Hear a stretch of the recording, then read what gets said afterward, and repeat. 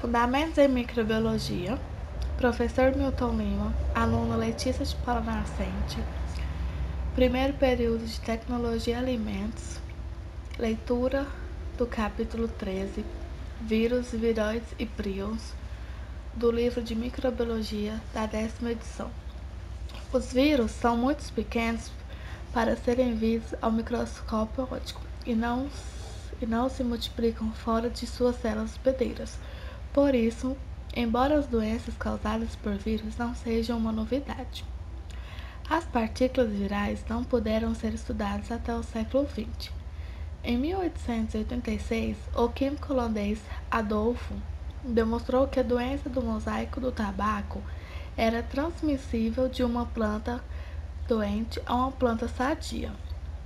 Em 1892, em uma tentativa de isolar a causa da DMT, o bacteriologista russo Dmitry filtrou a seiva da planta doente em filtros de porcelana construídos para render bactérias.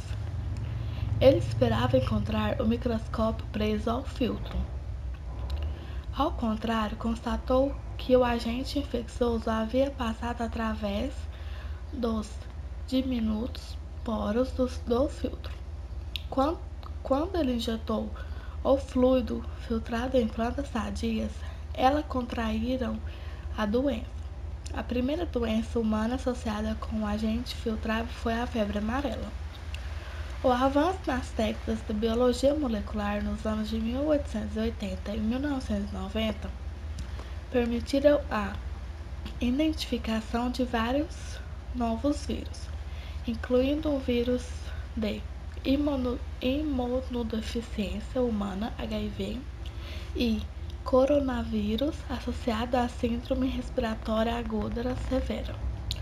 O vírus israelense da paralisia aguda tornou-se uma preocupação em 2006, quando dizimou cerca de 90% das abelhas polinizadoras em algumas colmeias norte-americanas.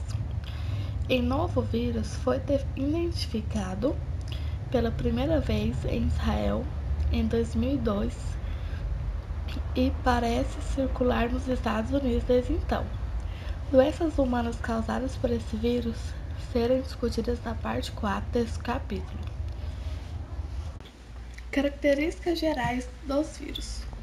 Cerca de 100 anos atrás, os pesquisadores não poderiam imaginar a existência de partículas submicroscópicas, descrevendo então a esses agentes infecciosos como um fluido contagioso. Já em 1930, os cientistas começaram a utilizar a palavra vírus, já que no latim significa veneno, para descrever esses agentes filtráveis.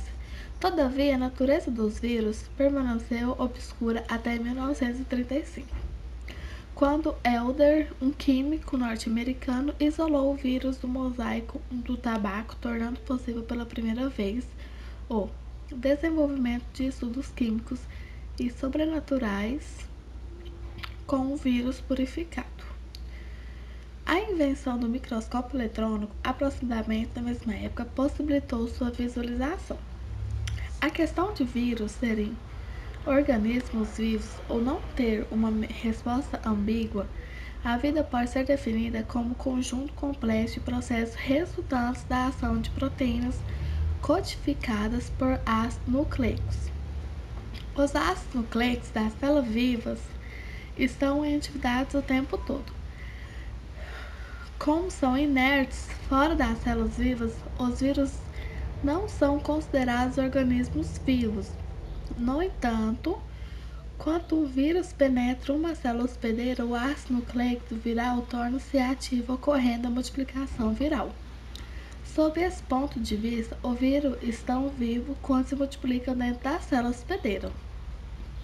Do ponto de vista clínico, os vírus podem ser considerados vivos por ser capazes de causar infecção e doença, assim como bactérias e fungos e protozoários patogênicos. Dependendo do ponto de vista, um vírus pode ser considerado um agregado excepcionalmente complexo de elemento químico ou micro-organismo muito simples. Como então definimos um vírus? Originalmente, os vírus foram diferenciados de outros agentes infecciosos por serem muito pequenos e por serem parasitas intracelulares obrigatórios. Requerem células hospedeiras vivas para se multiplicarem. Entretanto, essas duas propriedades são compartilhadas por determinadas bactérias pequenas, como algumas cictésias. Sabe-se que agora as características que realmente distinguem os vírus estão relacionadas à sua organização estrutural simples e aos mecanismos de multiplicação. Dessas formas, os vírus são entendidas que contém um único tipo de ácido nucleico, DNA ou RNA, contém um invólucro proteico, às vezes recoberto por um envelope de lipídio, proteína e carboidrato, que envolve o ácido nucleico, multiplica-se no interior de células vivas utilizando a maquinária de síntese celular, induzem a síntese de estrutura especializada na transferência do ácido nucleico viral para outras células. Os vírus possuem poucas ou mesmo nenhuma enzima própria para o seu metabolismo. Por exemplo, não possuem enzima para a síntese proteica e a geração de ATP. Os vírus devem se apossar da maquinária metabólica da célula hospedeira para sua multiplicação. Esse fato é de considerável importância médica para o desenvolvimento de drogas antivirais, pois a maioria de drogas que interferem na multiplicação viral também pode interferir com a fisiologia de células hospedeiras, sendo, por isso, desadamente tóxica para o uso clínico. Espectro de hospedeiro. O espectro de hospedeiros de um vírus consiste na variedade de células hospedeiras que o vírus pode infectar. Existem vírus que infectam invertebrados, vertebrados, plantas, protistas, fungos e bactérias. No entanto, a maioria é capaz de infectar tipos específicos de células de uma única espécie de hospedeiro. Em raras exceções, os vírus cruzam barreiras de espécie, expandindo assim seu espectro de hospedeiro. Um exemplo é descrito no quadro na página 370, sendo que neste capítulo a gente pode observar que iremos nos preocupar principalmente com os vírus que infectam seres humanos e bactérias. Os vírus que infectam bactérias serão denominados como bacteriófagos ou fagos. O espectro de hospedeiros de um vírus é determinado pela exigência viral quanto à sua ligação específica à célula hospedeira e pela disponibilidade de fatores celulares do hospedeiro em potencial necessário para a multiplicação viral. Para que ocorra a infecção da célula hospedeira, a superfície externa do vírus deve interagir quimicamente com o receptor específico presente na superfície celular. Os dois componentes complementares são unidos por ligações fracas, como ligações de hidrogênio. A combinação de muitos sítios de ligação e receptores resulta em uma forte associação entre a célula hospedeira e o vírus. Para alguns bacteriófagos, o receptor faz parte da parede da célula hospedeira. Em outros casos, faz parte das fibras ou dos flagelos. No caso de vírus animal, os receptores estão na membrana plasmática da célula hospedeira. A possibilidade de utilização dos vírus para o tratamento de doenças é intrigante. Por causa de estreito espectro de hospedeiro, a sua capacidade de matar a célula hospedeira. Infecções virais induzidas exteriormente em pacientes com câncer durante a década de 1920, surgiram que os vírus podem ter atividades antitumorais. Estes vírus destruidores de tumor podem seletivamente infectar e matar células tumorais ou induzir uma resposta imune contra essas células. Alguns vírus infectam de forma natural as células tumorais e podem ser modificados geneticamente para infectá-las. Atualmente, vários estudos estão em andamento para determinar o mecanismo de ação de vírus oncolíticos e a segurança do uso de terapia viral. Tamanho dos vírus. O tamanho viral é determinado com o auxílio de microscopia eletrônica. Vírus diferentes variam consideravelmente em tamanho, apesar de a maioria deles ser um pouco menor que as bactérias. Alguns dos maiores vírus são praticamente do mesmo tamanho de algumas bactérias pequenas. O comprimento dos vírus varia cerca de 20 a 1 milímetros.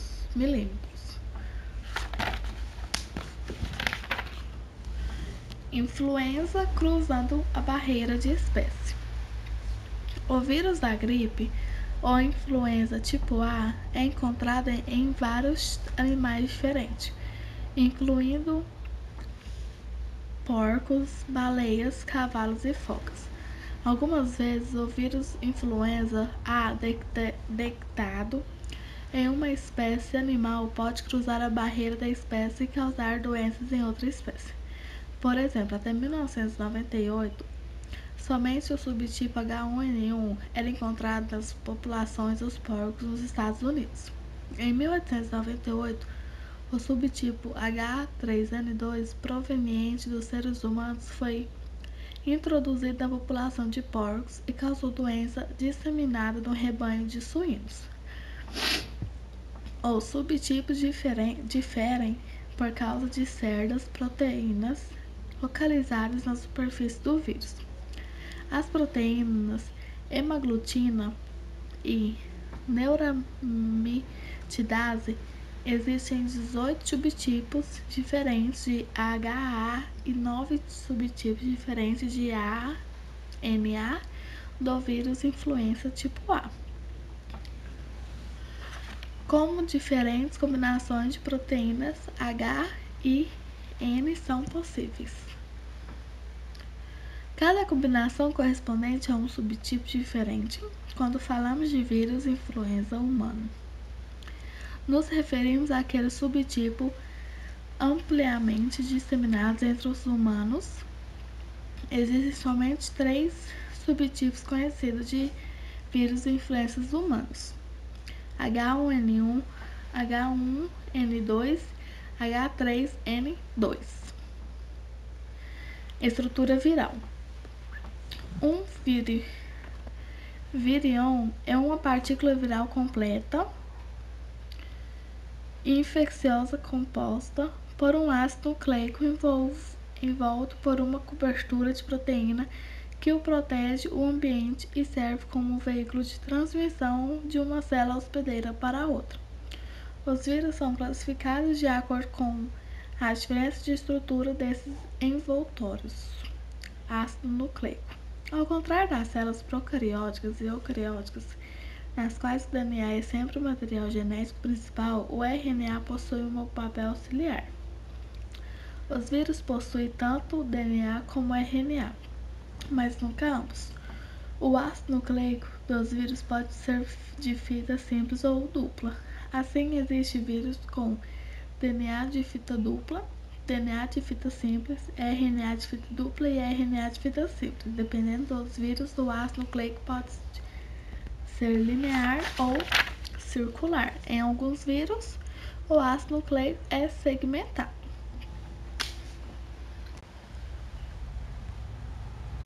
A porcentagem do ácido nucleico viral em relação à porcentagem de proteína é de cerca de 1% no caso do vírus da influenza e no caso de influenza é de cerca de 50% para certos bacteriófagos.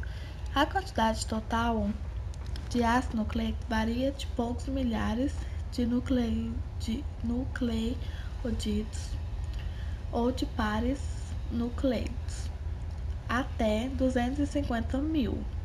O cromossomo E. coli possui aproximadamente 4 milhões de pares de base, capsídeo e envelope. O ácido nucleico dos vírus é protegido por um envoltório proteico chamado de capsídeo.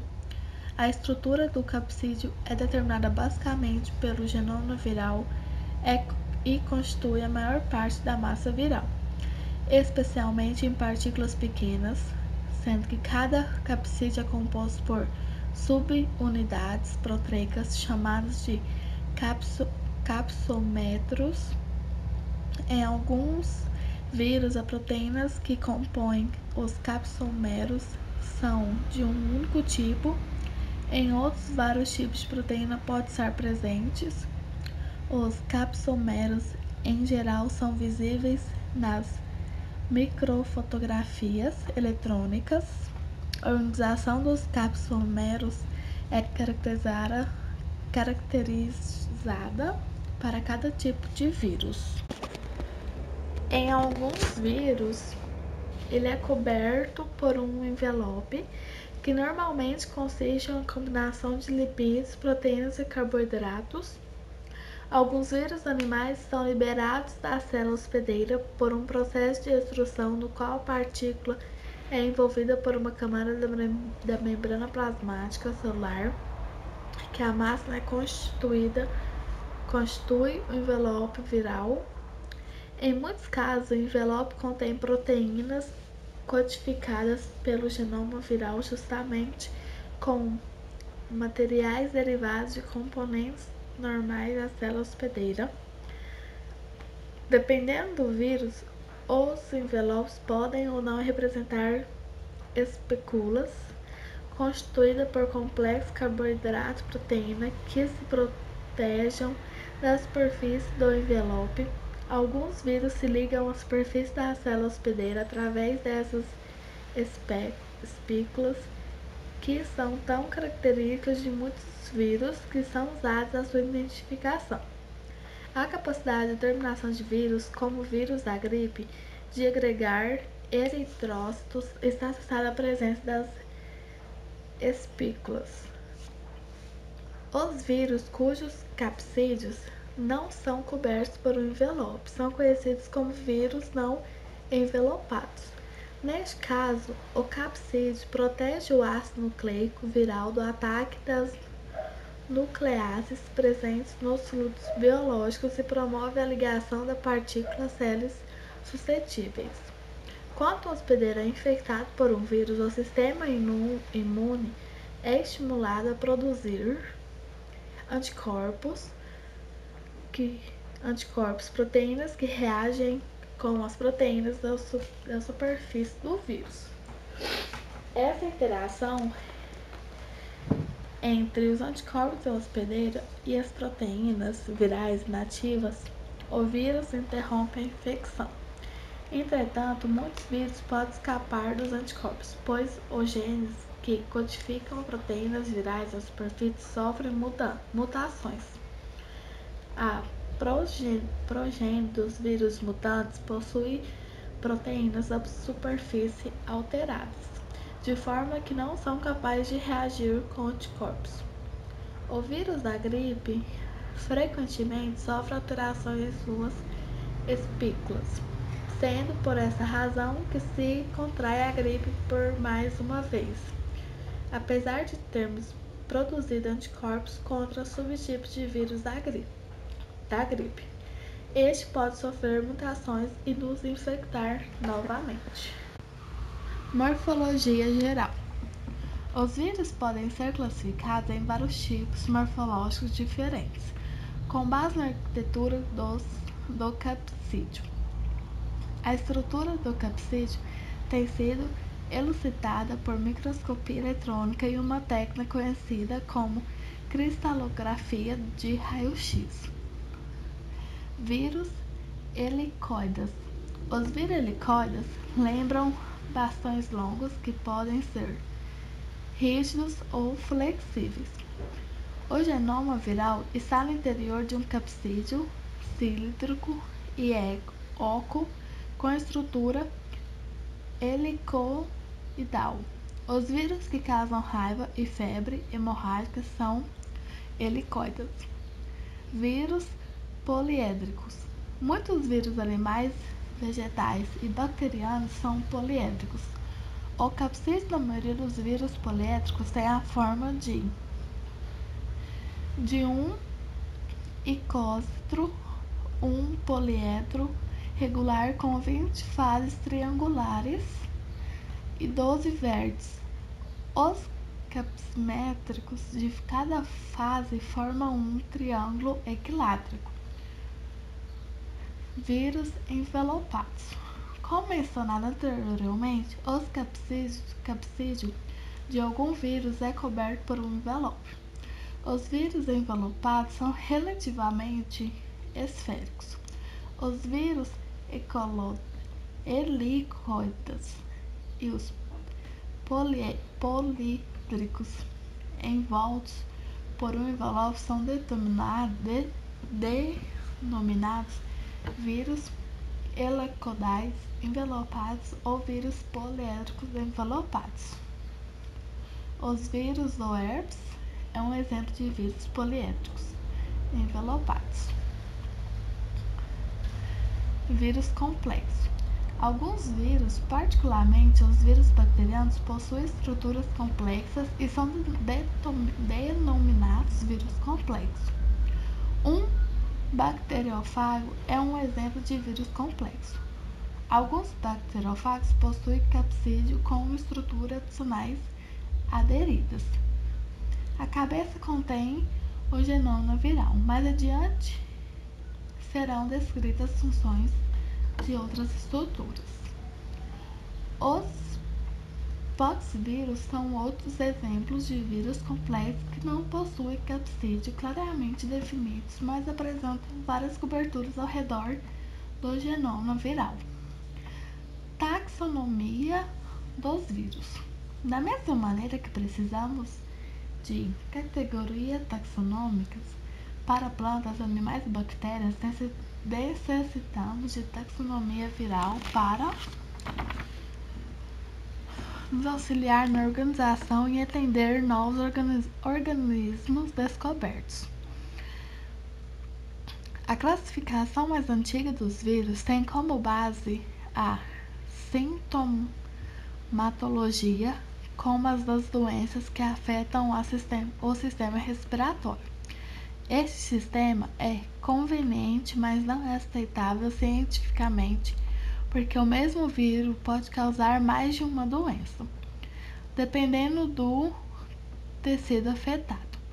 Além disso, esse sistema agrupa artificialmente vírus que não infectam seres humanos.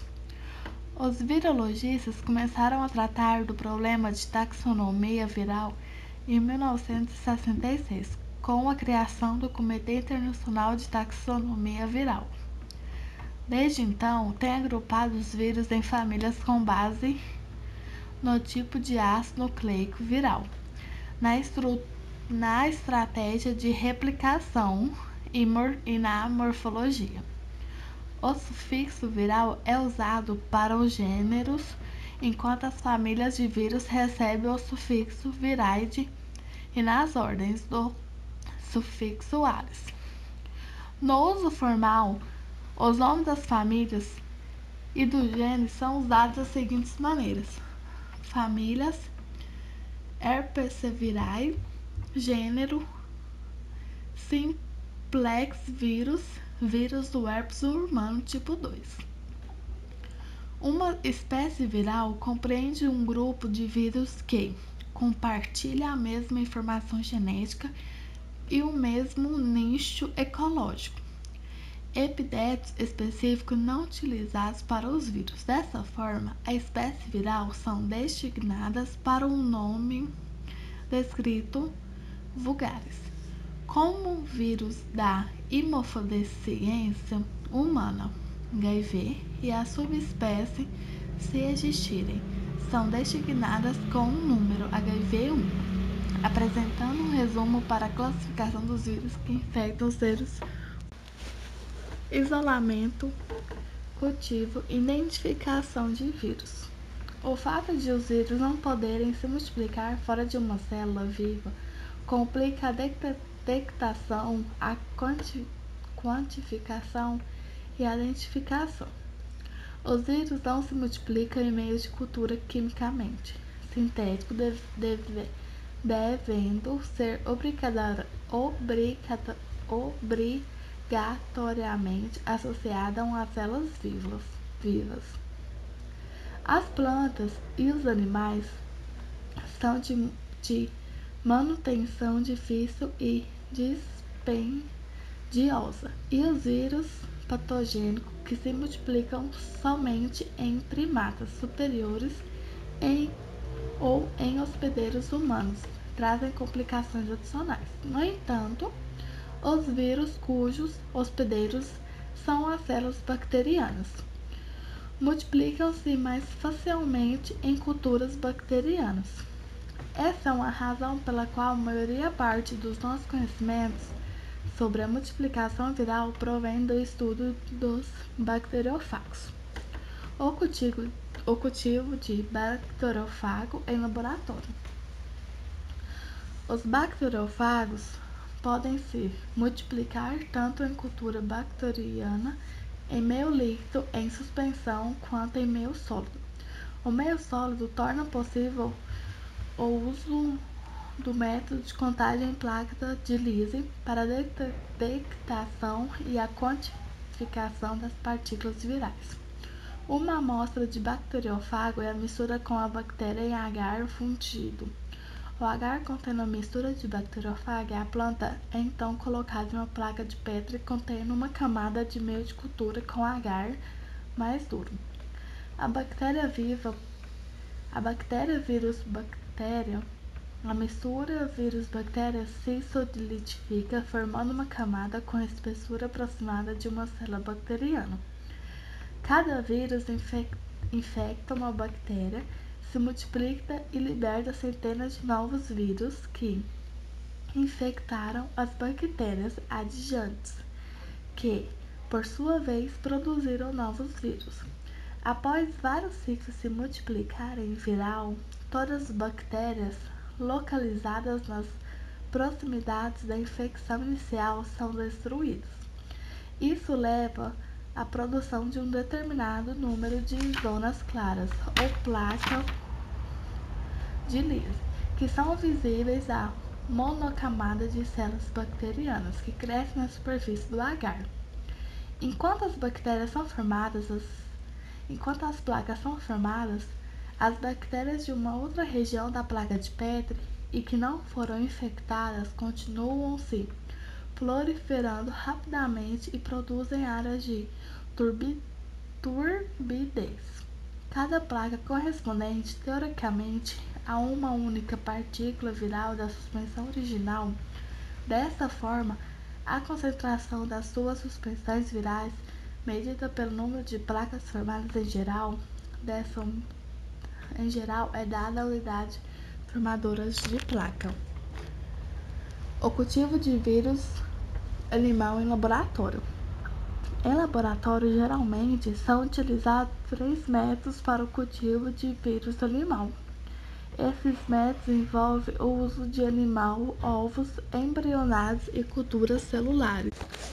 Em animais vivos, alguns vírus podem ser cultivados em animais como camundongos, coelhos e cobaias. A maioria dos estudos para avaliar a resposta imune contra infecções virais também é realizada em animais infectados. A inoculação de animais pode ser utilizada como um procedimento diagnosticado para a identificação e isolamento de um vírus para partir de amostras clínicas.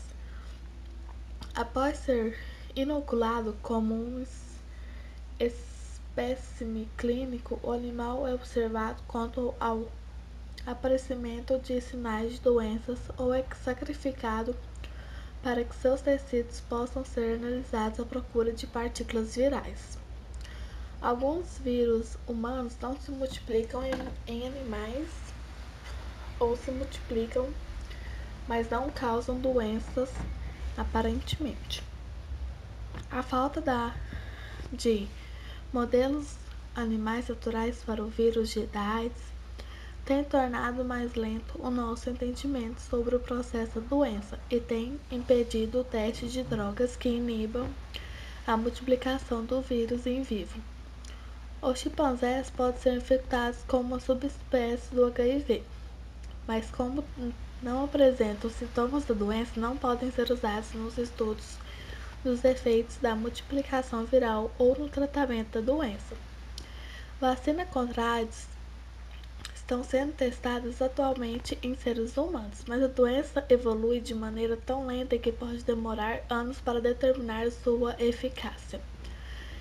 Em 1886 foi descrita uma AIDS símia, uma doença da imunofluorescência em macacos verdes, seguida da descrição em 1887 como a AIDS felina, uma doença da imunodeficiência em gatos domésticos.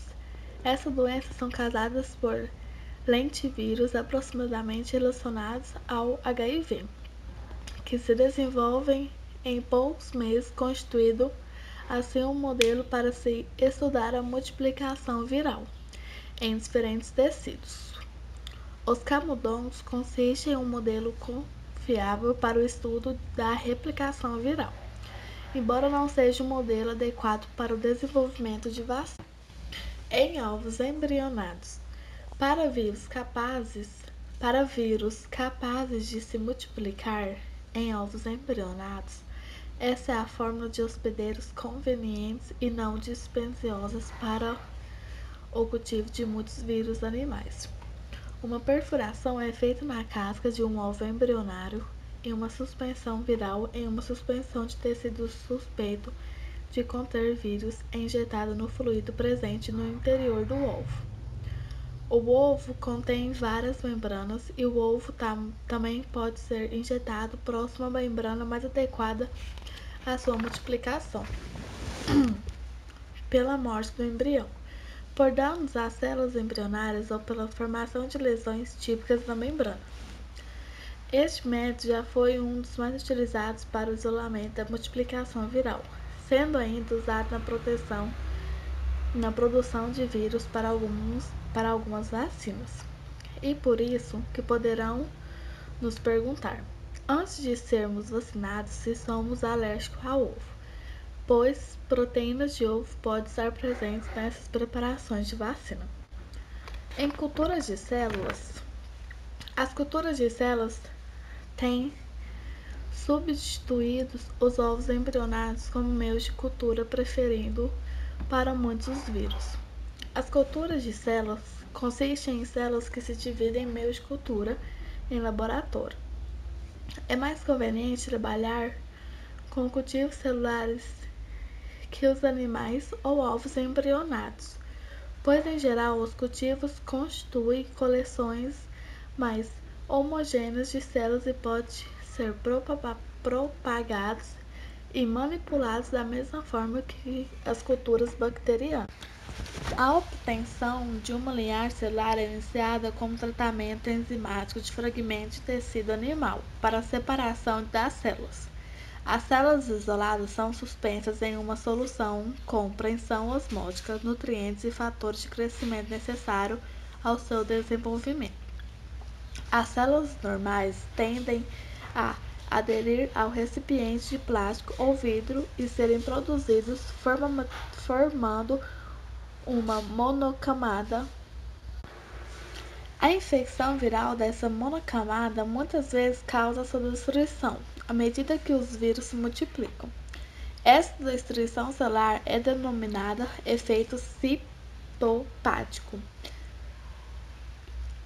Podem ser detectados a quantidade da mesma forma que as placas de lise produzidas por bacteriófagos em monocamadas de bactérias sendo formadas em formatos como UFP, mols por litros, ml, no caso. Os vírus podem se multiplicar em células de linhagem primária ou contínua. As células de linhagem primária derivadas de fragmentos de tecido tendem a morrer após poucas gerações. Determinadas linhagens celulares denominadas linhagens diploides, derivadas de embriões humanos, podem manter-se por cerca de 100 gerações e são amplamente utilizadas para a multiplicação de vírus que requerem hospedeiros humanos. Linhagens como essas são utilizadas para o cultivo do vírus da raiva da produção de uma vacina antirrábica chamada vacina humana diploide. Identificação viral. A identificação de isolato viral não é tarefa fácil. Para começar, o vírus só pode ser visto com o auxílio de um microscópio eletrônico. Os métodos sorológicos, como o ESTAR, são os métodos de identificação mais comumente utilizados. Nestes testes, os vírus é detectados a identificação para sua reação a anticorpos. Os anticorpos serão discutidos com detalhes. É comum os testes imunológicos para identificação viral. A observação dos efeitos citopáticos descritos são úteis para a identificação dos vírus. Os virologistas podem identificar e caracterizar os vírus por métodos moleculares modernos, como com o uso de poliformismo de tamanho de fragmento de restrição, da reação em cadeia polimerizare, utilizada para ampliação do RNA viral e identificação dos vírus da encefalite do oeste dos Estados Unidos em 1999 e do coronavírus associado a SARS na China em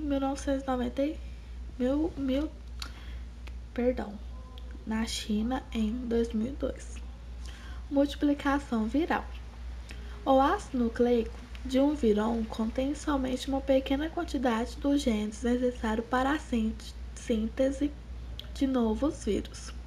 Entre eles estão os genes de codificação, os componentes e estruturas do vírus, como a proteína do capsídeo e os genes que codificam algumas enzimas utilizadas no ciclo de multiplicação viral. Essas enzimas são sintetizadas e funcionam somente quando o vírus está dentro da célula hospedeira. As enzimas virais estão quase que exclusivamente envolvidas na replicação e no processamento do ácido nucleico viral. As enzimas necessárias para a síntese de proteína, os ribossomos, o RNA e a produção de energia são fornecidos pela célula hospedeira e são utilizados na síntese de proteínas virais, incluindo enzimas virais, embora os menores vírus não envelopados não contenham nenhuma enzima.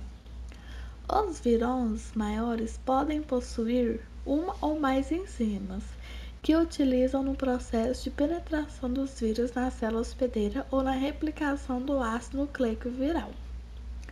Assim, para que um vírus se multiplique, ele precisa invadir a célula hospedeira e assumir o comando da sua maquinária metabólica. A multiplicação dos vírus pode ser demonstrada como a curva do ciclo único.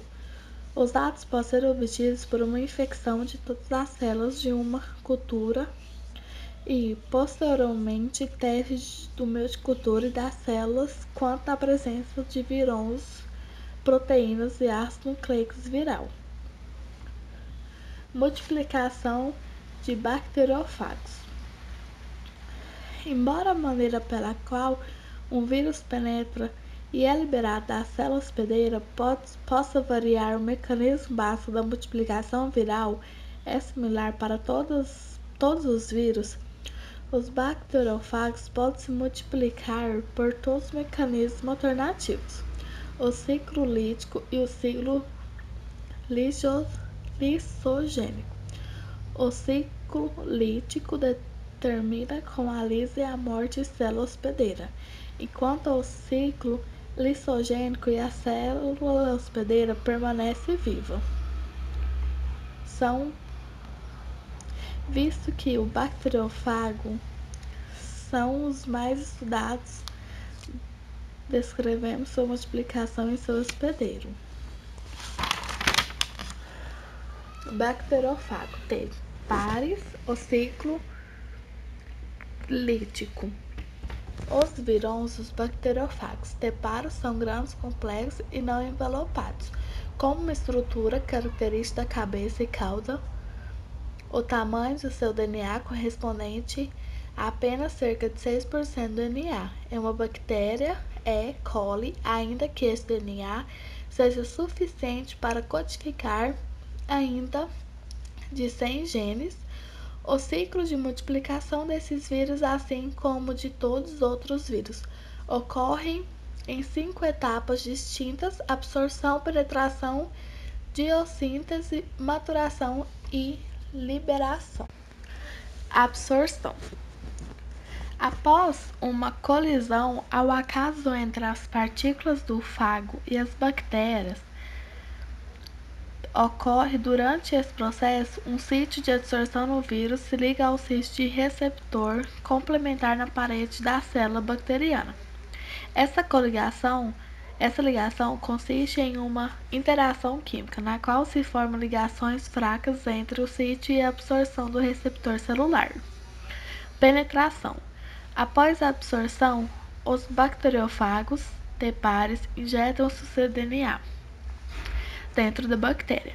Para isso, a cauda do bacteriófago libera uma enzima que destrói uma porção de parede celular bacteriana.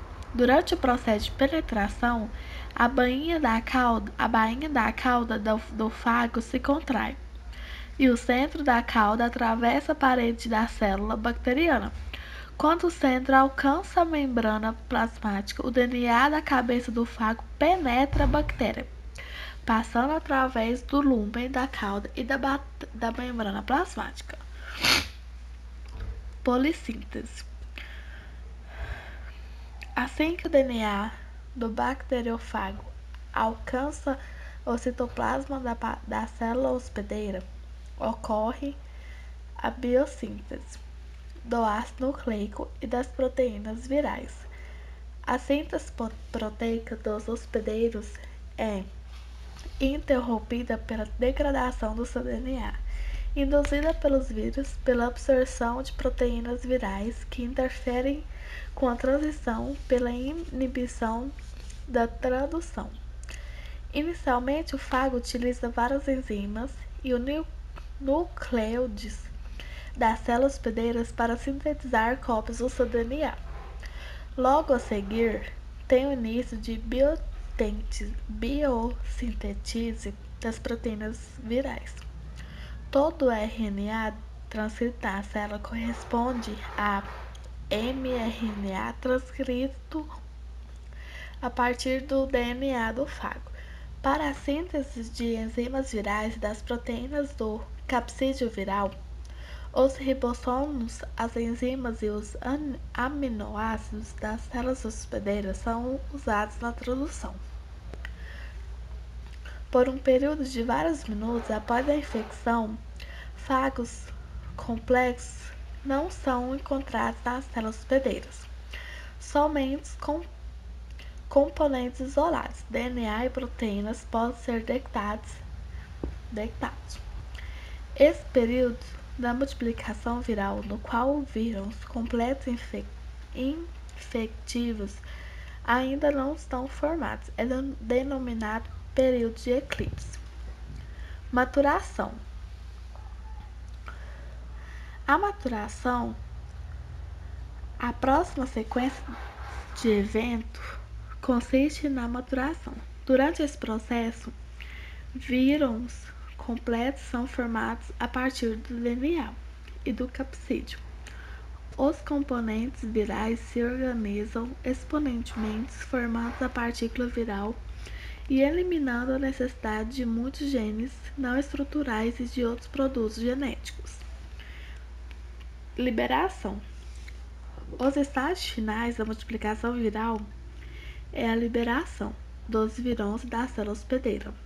O termo lise geralmente é utilizado para essa etapa da multiplicação dos fagos tepares, pois neste caso a membrana citoplasma é rompida.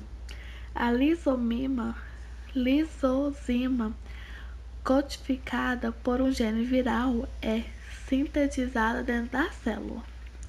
Bacteriófago lambda, o ciclo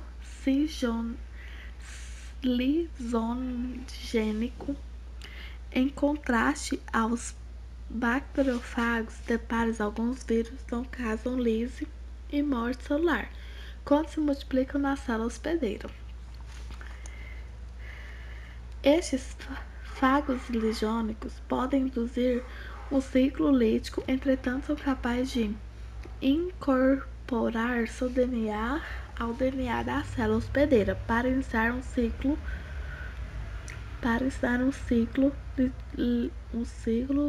ligônico ligônico. O fago permanece latente. As células bacterianas hospedeiras são conhecidas como células ligônicas. Após a penetração em uma célula E. coli, o DNA do fago, originalmente linear, forma um círculo. Este círculo pode se multiplicar e ser transcrito, levando à produção de novos fagos e à lise celular.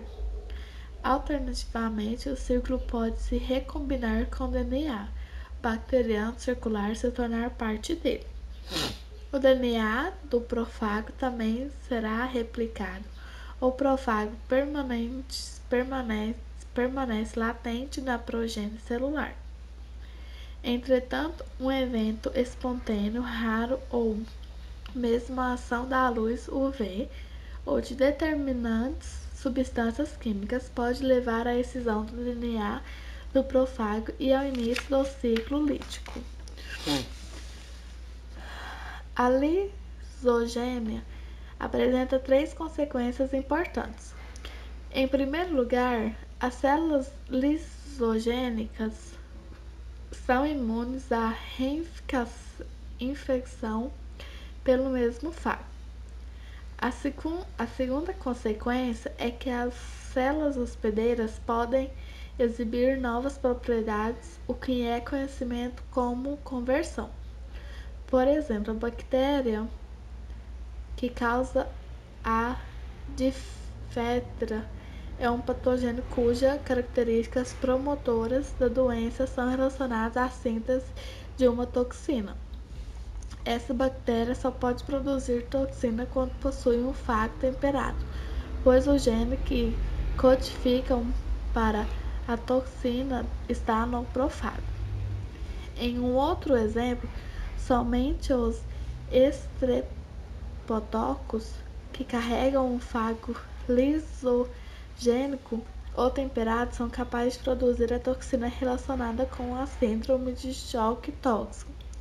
A toxina produzida pelo Clostridium, a bactéria que causa o politusis, é codificada por um gene do profago, assim como a toxina SIGA, que é produzida por cepas patogênicas.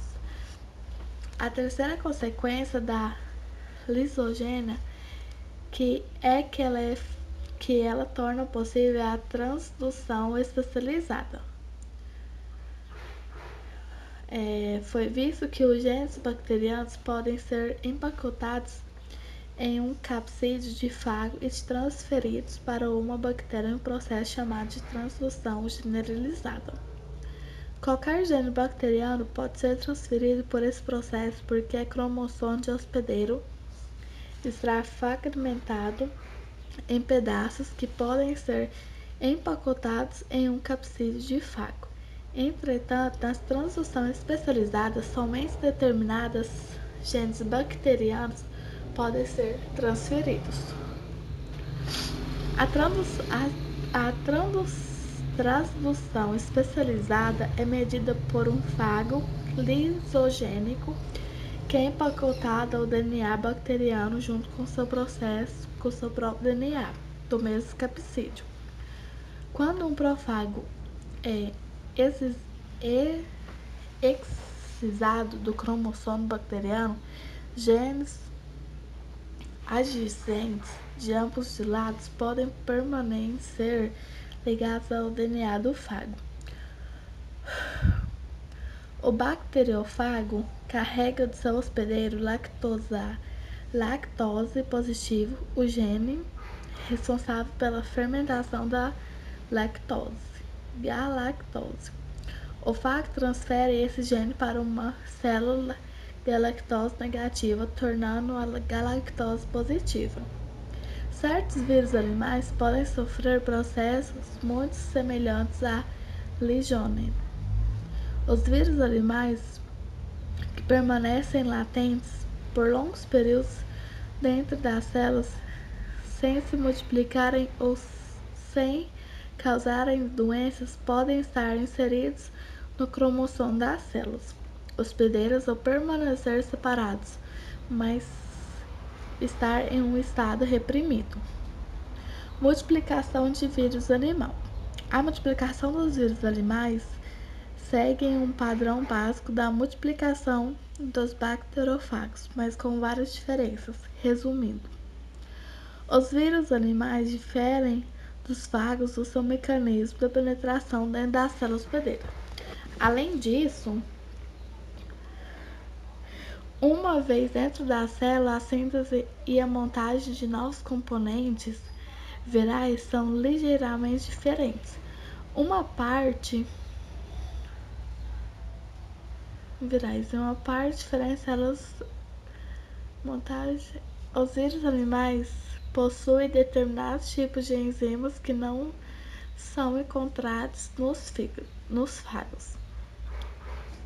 Finalmente, os vírus animais e os fagos diferem quanto aos mecanismos de maturação e a liberação e quanto aos efeitos de sua multiplicação na célula hospedeira. Na discussão que segue sobre a multiplicação dos vírus animais, consideramos os processos comuns dos vírus de DNA e de RNA. Estes processos são absorção, penetração, desmutação e liberação. Examinaremos também as diferenças entre os dois tipos de vírus com relação aos processos de biosintetizantes. Absorção. Como os bacteriófagos, os vírus animais possuem sítios de absorção que se ligam a sítios receptores na superfície de células hospedeiras.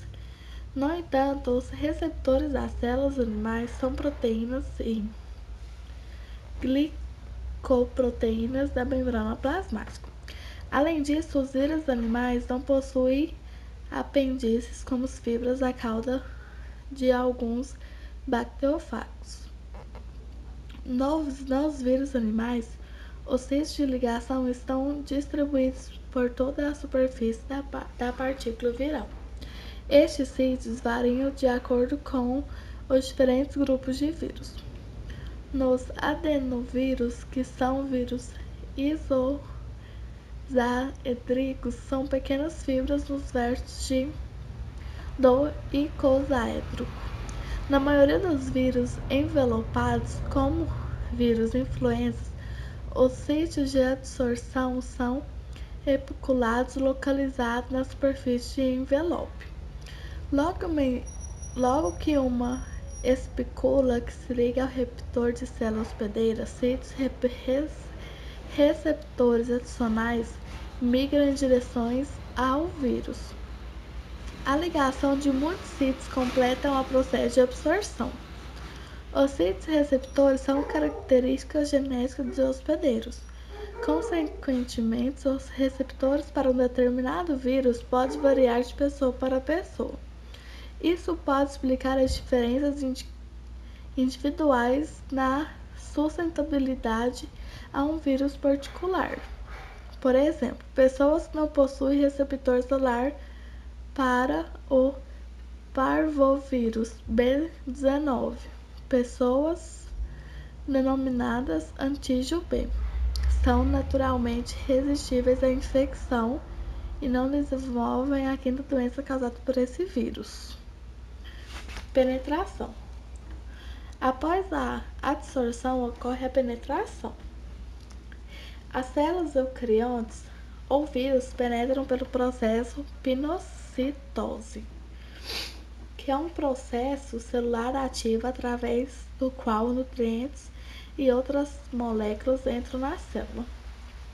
A membrana plasmática celular está constantemente sofrendo invaginações para formar vesículas. Essas vesículas contêm elementos originados do exterior da célula, que são levados para o exterior por seres dirigidos. Se um vírus se ligar à sua evaginação da membrana plasmática de um celular hospedeiro, em potencial envolverá o vírus formando uma vesícula. Os vírus envelopados poderão penetrar no interior da célula um processo alternativo denominado fusão, no qual o envelope viral se funde com a membrana plasmática e libera o capsídeo no citoplasma.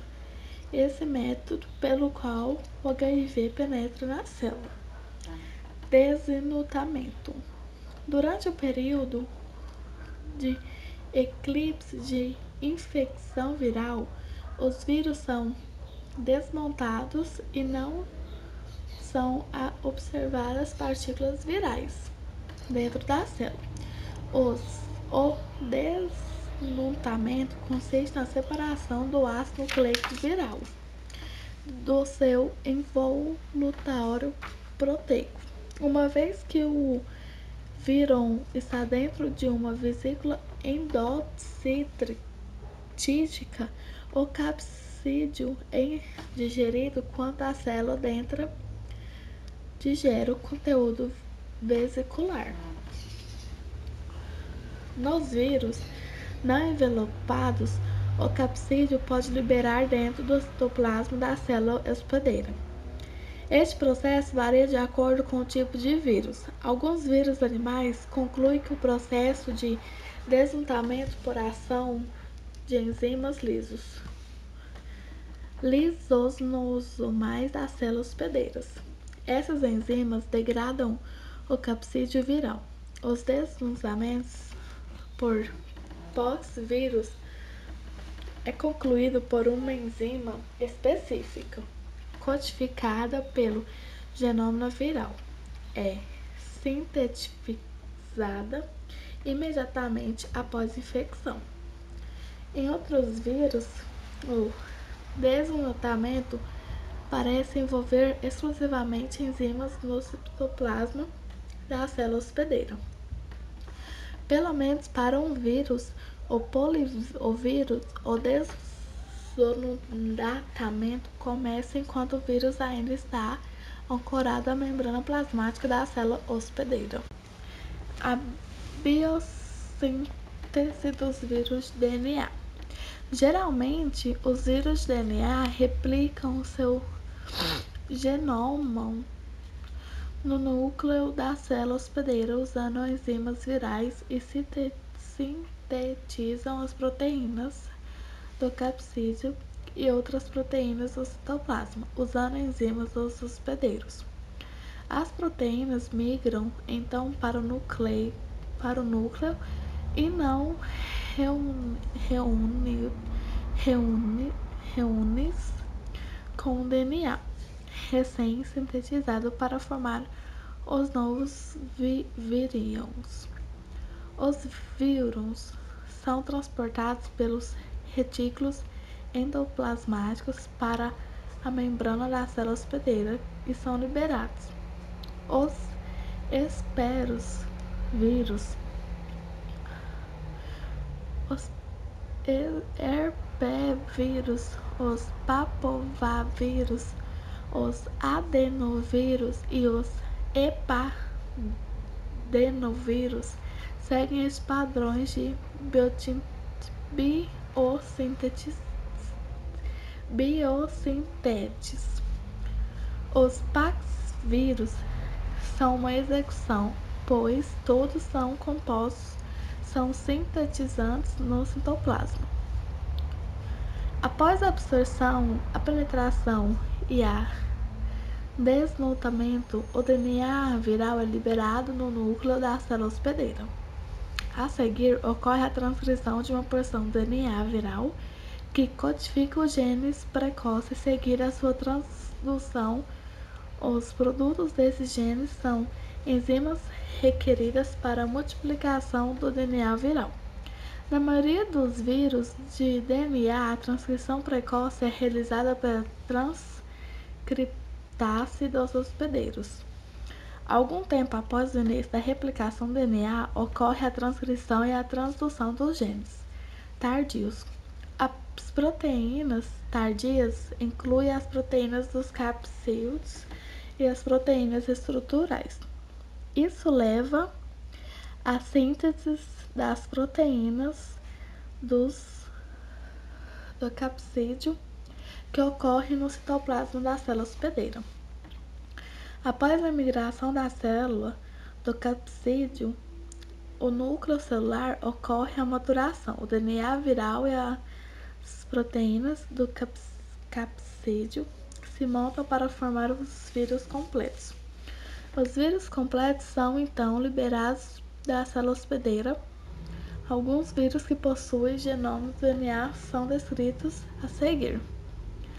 Adenovidria, nomeado com referência ao adenoide. Poxviridae, todas as doenças causadas pelos poxvírus, entre elas a varíola humana e a varíola bovina. Herpesviridae, são conhecidos aproximadamente 100 tipos de herpesvírus. Papoviridae, os papovários têm seu nome derivado de papilomários.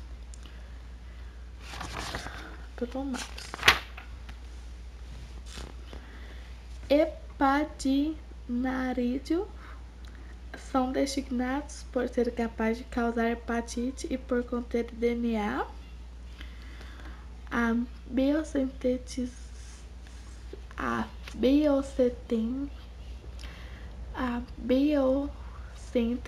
dos vírus de RNA. Os vírus de RNA multiplicam-se essencialmente da mesma forma que os vírus de RNA, exceto os vários grupos de vírus de RNA utilizam diferentes mecanismos de síntese de mRNA. Embora os detalhes desse mecanismo estejam fora do objeto deste texto, os ciclos se multiplicam no quadro tipos de vírus de RNA.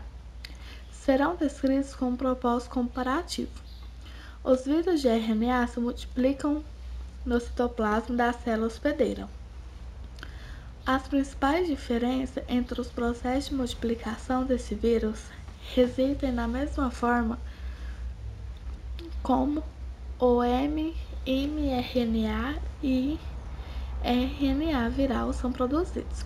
Após a síntese do RNA e das proteínas virais, o processo de maturação ocorre de maneira similar a todos os vírus virais animais, como serão discutidos resumidamente.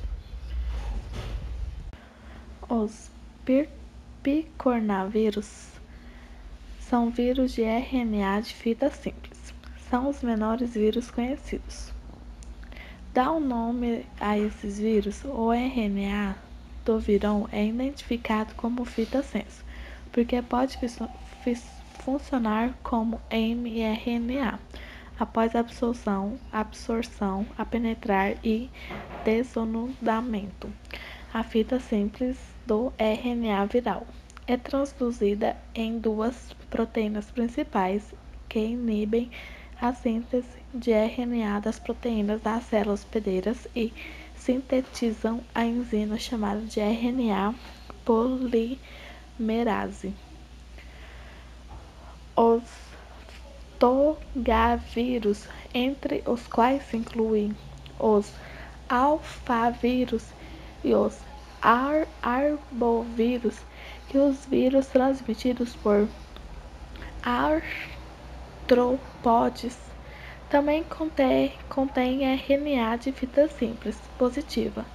Os tocavírus são vírus envelopados e seu nome derivam da palavra latim toga, que significa cobertura. Lembre-se de que esses não são os únicos vírus envelopados. Após a síntese de fita de RNA negativa a partir de fita simples de RNA positiva, dois tipos de mRNA são sintetizados a partir de fita negativa. Os rabitovírus, como os vírus da raiva, geralmente possuem forma de progentil. Deriva do grego e significa bastão, o que na verdade não corresponde a uma descrição precisa da sua palavra morfologia. Os reovírus foram assim denominados de acordo com o ambiente em que foram encontrados. Os sistemas respiratórios e entéricos dos seres humanos. Quando foram descobertos, os sistemas respiratórios dos seres humanos, não foram associados a nenhuma doença, sendo considerados vírus órfãos. Atualmente são conhecidos 3 sorotipos capazes de causar infecções dos tratos respiratórios e intestinal. Muitos retrovírus infectam vertebrados. Os gêneros dos retrovírus que causam a AIDS. Os retrovírus que causam câncer serão discutidos mais adiante. A formação do mRNA e do RNA de novos vírus e de amostra. Esses vírus contêm uma enzima que são transcriptases reversas que utilizam o RNA viral como molde para a síntese de um DNA de fita dupla complementar. Essas enzimas também degradam o RNA viral original. O nome retroviral deriva das letras iniciais de transcriptases reversas. O DNA viral é então integrado ao cromossomo da célula hospedeira como um provírus. Diferente do prófago, o provírus nunca é removido do cromossomo. Na forma de provírus, o HIV é protegido do sistema imune do hospedeiro e de drogas antivirais. Algumas vezes o provírus simplesmente permanece em estado latente e se replica somente quando o DNA da célula hospedeira é replicado. Em outros casos, o provírus é expresso e produz novos vírus que podem infectar células adjacentes. Agentes mutagênicos como a radiação gama podem reduzir a expressão de um provírus. O provírus também pode, no caso de retrovírus oncogênicos, converter a célula hospedeira em uma célula tumoral. Os possíveis mecanismos para esse fenômeno serão discutíveis mais adiante. Maturação e liberação. A montagem do capsídeo proteico consiste em o primeiro passo no processo da maturação viral. Essa montagem, em geral, é o processo espontâneo. Os capsídeos de muitos vírus animais são envoltos por um envelope formado de proteína, lipídios e carboidratos, conforme mencionado anteriormente. Exemplos incluem os ortomigófiros e os paramigófiros. As proteínas do envelope são codificadas por genes virais e são incorporadas à membrana plasmática da célula hospedeira. Os lipídios e os carboidratos são sintetizados pelas células e estão presentes na membrana plasmática. Quando o vírus deixa a célula por um processo denominado brotamento, o capsídeo viral adquire o envelope. Após a sequência de absorção, penetração, desnudamento e biotizante do ácido nucleico das proteínas virais, o capsídeo montando brota, empurrando a membrana plasmática. Como resultado, uma parte da membrana, que agora é o envelope, se adere ao vírus. Essa extrusão do vírus de uma célula hospedeira é um dos métodos de liberação. O brotamento não mata a célula hospedeira imediatamente. Em alguns casos, a célula sobrevive. Os vírus não envelopados são liberados por meio de rupturas na membrana plasmática. Ao contrário do brotamento, esse tipo de liberação geralmente resulta da morte de células hospedeiras. Vírus e câncer. Sabe-se hoje que muitos tipos de câncer são causados por vírus. As pesquisas em biologia molecular mostram que os mecanismos das doenças são semelhantes mesmo quando os vírus não causam o câncer. A relação entre o câncer e o vírus foi inicialmente demonstrada em 1908, quando os virologistas Erlenmeyer e Hoffmann, trabalhando na Dinamarca, tentaram isolar o vírus causador da leucemia. A relação entre o câncer e vírus. Eles descobriram que a leucemia podia ser transmitida para aves sadias por meio de filtrados livres de células que continham vírus. 3 anos depois, trabalhando no instituto em Nova York, descobriu em que um sarcoma de galinhas podia ser transmitido de maneira similar. Os adenocarcinomas induzidos por vírus, câncer do tecido, foram descobertos em 1936. Nessa época foi claramente demonstrado que tumores de glândulas mamárias de camundongos eram transmitidos por mães para as crias através do leite materno. Um vírus capaz de causar câncer em seres humanos foi descoberto e isolado em 1972 pelo bacteriologista norte-americano Sarah. Transformação de células normais em células tumorais. Quase tudo que pode alterar o material genético de uma célula eucariótica tem o potencial de transformar uma célula normal em célula cancerosa.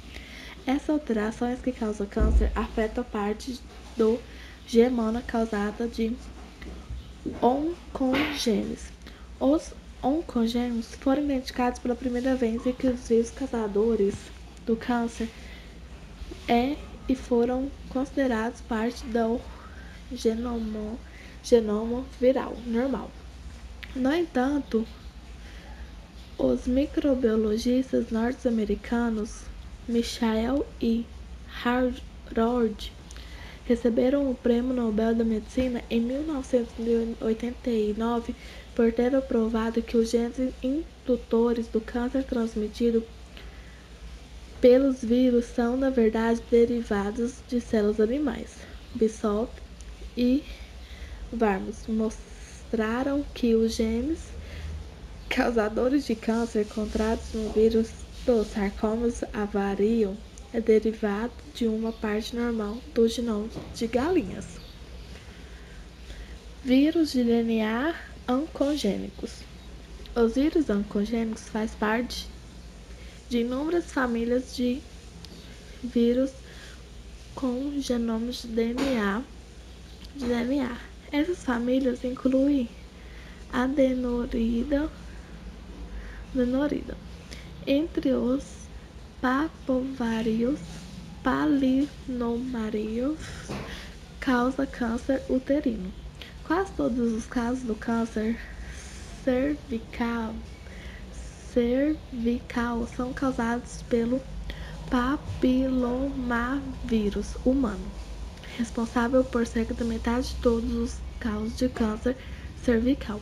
Uma vacina contra 4 HPVs, incluindo o HPV-16, é recomendada para crianças de 11 a 12 anos de idade. O vírus Epstein-Barr foi isolado em 1964 por Michael Hobson e Barr a partir das células de linfoma de Burkitt. O potencial canceriano desse vírus foi observado acidentalmente em 1885, quando um garoto chamado David recebeu um transplante de medula óssea. Alguns meses depois do transplante, David morreu do câncer. Uma autopsia revelou que o vírus havia sido inadvertidamente introduzido no garoto junto com o material do transplante da medula. Um outro vírus da genoma DNA que causa câncer e o vírus da hepatite B. Muitos estudos realizados em animais claramente indicam que a participação desse vírus no câncer do fígado. Um estudo com os seres humanos demonstrou que quase todas as pessoas que desenvolveram câncer de fígado tiveram infecções prévias por HPV. Vírus de RNA oncogênicos.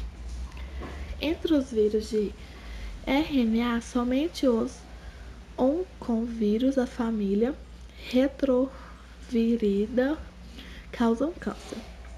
Os vírus da leucemia da célula T humanas são retrovírus que causam linfomas e leucemia das células T em seres humanos adultos. Células T são do tipo de células brancas do sangue envolvidas nas respostas imunológicas. Os vírus do sarcoma felino, avário e murino, bem como os vírus do tumor de mama em camundongos, também são retrovírus.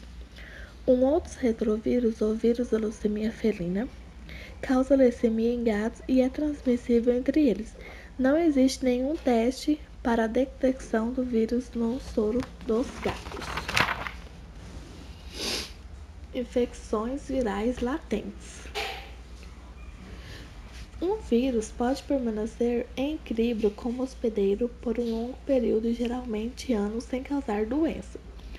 Os vírus oncogênicos são exemplos de tais infecções latentes. Todos os herpesvírus humanos podem permanecer nas células hospedeiras por toda a vida do indivíduo. Quando os herpesvírus são reativos por imunossupressão, a infecção resultante pode ser fatal. Um exemplo clássico da infecção latente é a infecção de pele causada pelo herpes labial. Esse vírus habita nas células nervosas do hospedeiro, mas só causa danos quando for ativo por um estimulante como febre ou queimaduras de sol. Daí o termo inglês fever blister. Em alguns indivíduos, os vírus são produzidos, mas os sintomas nunca aparecem. Embora uma grande proporção da população humana possui o vírus que causa o herpes labial, somente 10 a 15% dessas populações apresentam a doença.